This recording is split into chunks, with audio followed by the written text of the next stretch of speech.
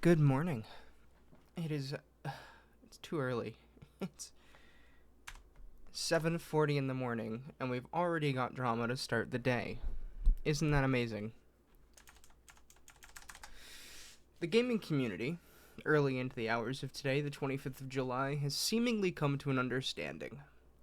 The requirement to have an Epic Games account to play Earth Defense Force 6, or EDF 6 as it's known by the community, is such a crime that it begets review bombing the game on Steam.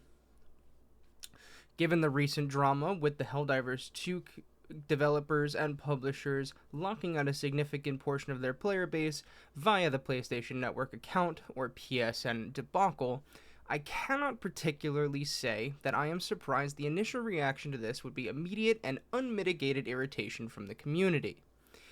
To be clear, the reactions are mixed to the news of the sudden addition of this requirement when attempting to play the game online with multiplayer. Offline modes do not appear to be affected by the change, but that does not seem to be enough for the community.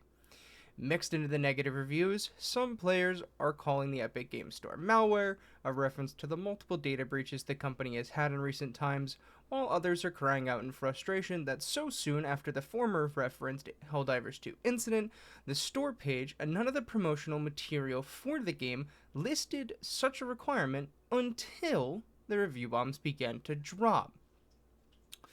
I will say, credit to the Helldivers 2 team when it's due, they at least had the decency to put the requirement on the store page before they launched the game. Something that the EDF 6 developer and publisher does not seem to have figured out at the time of recording this.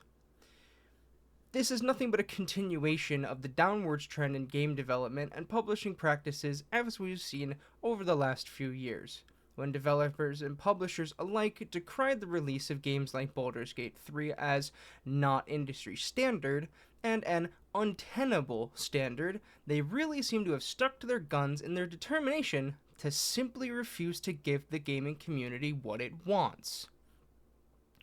People are fed up with account linking, with shady requirements, with rug pulls on releases, and with launches that for some odd reason are always lined with PR calamities that are not resolved quick enough or with enough honesty to save the developers and the games from irreparable damages to their, reputations.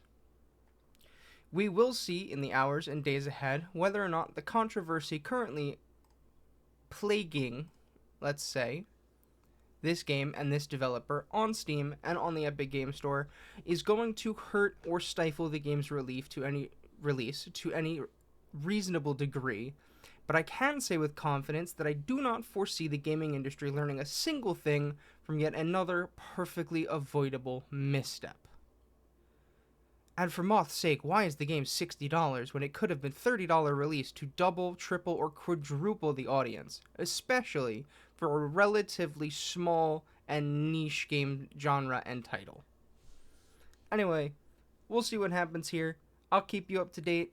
If we do get some updates for the developers, I will be going live to talk about them a little bit later, and we'll be jumping into the game probably to take a look at it a little bit later today. So with that, Moths, have a good 25th, and I will talk to you later.